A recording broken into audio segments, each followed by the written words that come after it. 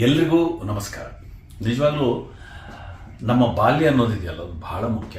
ಜೀವನದಲ್ಲಿ ಪ್ರತಿಯೊಬ್ಬ ಮನುಷ್ಯನಿಗೆ ತಾನು ಬಾಲ್ಯದಲ್ಲಿ ಇರುವಂತಹ ಕನಸುಗಳು ಅದು ನನಸಾಗ್ತಾ ಹೋಗ್ತಾ ಇದ್ದ ಹಾಗೂ ಬಾಲ್ಯದಲ್ಲಿದ್ದಂಥ ಗೆಳೆಯರೆಲ್ಲರೂ ಸೇರೋದಿದೆಯಲ್ಲ, ಅದು ಒಂದು ದೊಡ್ಡ ಕನಸು.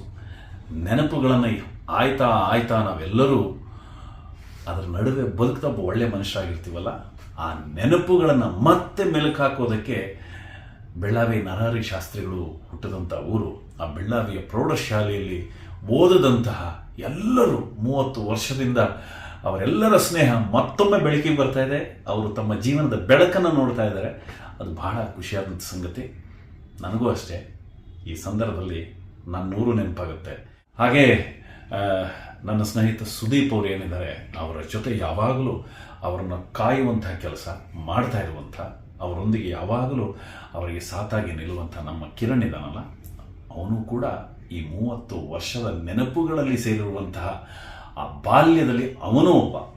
ಇವತ್ತು ನೀವೆಲ್ಲರೂ ಸೇರಿದಂಥ ಈ ಸಂದರ್ಭ ಇದೆಯಲ್ಲ, ತುಂಬ ಒಳ್ಳೆಯದು. ನಾವು ಪ್ರತಿ ಕ್ಷಣ ಪ್ರತಿ ನಿಮಿಷ ಮತ್ತೆ ಬಾಲ್ಯಕ್ಕೆ ಹೋಗೋಣ.